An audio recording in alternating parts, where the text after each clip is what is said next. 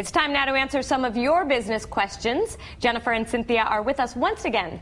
Our first question comes from Karen, and she writes, I provide a service which requires two distinct decision makers within a target company to agree before a sale can be made. One is a heavy influencer of the sale, and one has the budget to actually pay for the sale. With our limited marketing resources, how do you decide which target to focus on first? Jen, it seems like you'd have a good answer to this. I would focus on the influencer. This is the person who's going to understand exactly how to marshal you through the company, how you're going to contribute to their bottom line. It also might be someone who's going to be made to look better by whatever the product or service is, so they're incented to help you. And as well, you'll probably get some great insight on how to influence the person with the purse strings, too. What do you think? I think general rule of thumb is that you go after the person with the purse strings. But, however, you need to look at the person who will derive the most value from your product or service. You need to establish the fact that this corporation or company can use it, will value it, before they get into the issue of whether or not they can afford it or not. So I'm not really sure why she needs to make a choice of who to go after first, why it cannot be a parallel strategy. But go after the person who has it most at stake, whose job would be on the line from using your product. Got it. Okay, so you're sort of saying the same thing as Jen then. All right, great advice. Let's move on to the next one. This comes from the COO of a medical firm specializing in the treatment of diabetes. When your company starts growing from a small to a mid-size and a mid-size to a large, how do you keep the true essence of your company that created the passion and the success that you currently have? We get this question a lot because this is sort of the quintessential question from an entrepreneur who wants to grow a big company and it's working.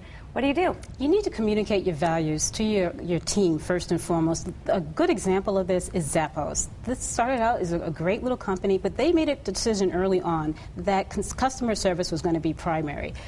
They're so obsessed with it, as a matter of fact, that they even will pay people to leave the company that they don't feel are fit. So you need to communicate to your team what the values are, what the mission is, so that everyone's moving along in lockstep for starters. It's hard, though. It definitely is hard, but some of the traditions that you had, if it's a smaller company, maybe it's breakfast on Fridays or lunch with the team every couple of weeks, try to still keep those traditions. Maybe you have to have smaller groups, but some of the things that really made people enjoy coming to work, don't let the company lose that as it grows bigger. Have bigger gatherings, have smaller gatherings. If you still make it fun and people still feel like they're a part of the mission, they're more likely to grow with you. And I think you need to keep in touch with people, too. You're the head of it, but walk around once in a while. Say hi to people. Think about values, and it needs to be clearly articulated. It needs to be reflected in the decor and in the policy and how it needs to be part of everything. Think of Ben & Jerry's. Think of even Google, who sets aside time for the employees to just be creative. Right. And so you have to make it hard-coded into the business. Yeah, good idea. Okay, moving on to the next one. This is from Barbara. She's starting a small fashion accessory business, and she writes, I cannot afford a check to bounce and have no means to accept credit cards. Can you tell store buyers that you can only accept cash, certified bank check, or money order, or would this turn them off? My first sense is it would turn them off. Absolutely. I mean, I hate as a person when I have to go get something from the bank. It's such a pain. You know, I can understand that it's difficult, and obviously there's fees involved with bank checks, but you also need to make it really convenient for your buyers. If there's one more step that they have to take in order to buy from you, you have a much higher chance of losing a sale. And credit cards are becoming easier and easier for merchants to take. I would recommend that this entrepreneur find a couple of banks, find one that has a favorable rate, and start using it. And although they charge a small fee, I think she'll find that it more than makes up for it in terms of the ease in which you can do business. Also, you want to look professional, right? And if you're saying, I can only take cash or a money order, you're not going to look very professional. Absolutely. It's about friction, and you don't want friction in the process when you're talking about sales. So if you're not making it easy for someone to do business with you, you're basically making it very easy for someone to go somewhere else. Right. Okay, let's move on to the next one. This is a question from a jewelry designer. I've had the business for about 12 years, and I'm ready to start setting up a board of directors, and I would love tips on how to go about beginning that process. How do you find someone? It needs to be about what it is, where you see taking your company, and you want to look for people who will have the skills, the contacts, the expertise that will help you get there, whether it's distribution, technology, personnel.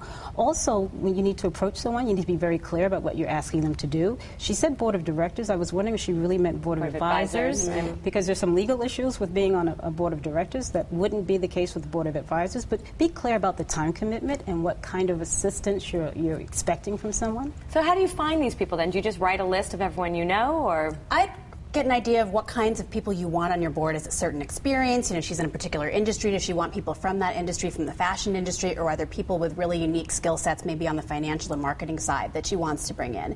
Having people who have actually been on a formal board of directors before is really a good idea, even if it's just a couple of them.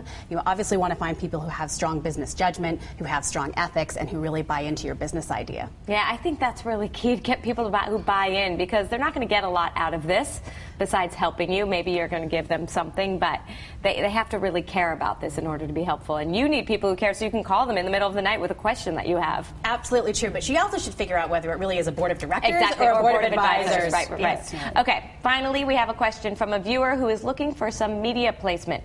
This business owner writes, my sister and I have a home-based cookie business.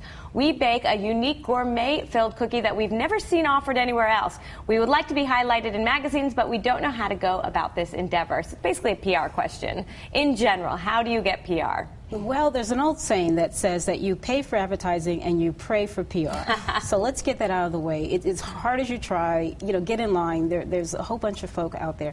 The way you get PR is you be newsworthy. And simply having a product isn't necessarily making you newsworthy. But today you can use blogs, you can go online and use social networking to get out there and talk with people who are interested in gourmet pastries. I have some more specific suggestions for her following on that point. I mean, you obviously can hire a PR firm, but now with social media, there's so much that you can do on your own. If she knows which publications she wants to target, start reading the articles. Most websites now have places where you can comment. Start commenting because the editors all read them. Find out if the editors have their own blogs. If they're on Twitter, follow them. Contact the food bloggers. There's a lot of ways in which you can make yourself known online pretty quickly. That's a good idea. That will start getting your attention. Read things. And of course, someone who writes an article is going to read the comments that are from their article, and probably a lot of other people do too, so that gives you a chance to write your own PR. Other people will read that. A common mistake, though, that a lot of entrepreneurs make is that they want to make the PR about their business, and make it about your knowledge. Maybe there's something about the industry that information that you can add and lend to people who are interested in it. Make that the focus, and then the reputation will follow, but it's not necessarily always about your product and that you have something you're trying to sell. It could be about information that you want to share that others would find engaging. Exactly. All right. Well, thanks so much, you guys. This was great advice. We really appreciate seeing you back on the show again. And if any of you out there have a question for our experts, just go to our website. The address is openforum.com/yourbusiness. There, just hit the Ask the Show link to submit a question for our panel. Again, the website is openforum.com/yourbusiness. Or if you'd like, you can email us your question or comments. That address is yourbusiness@msnbc.com.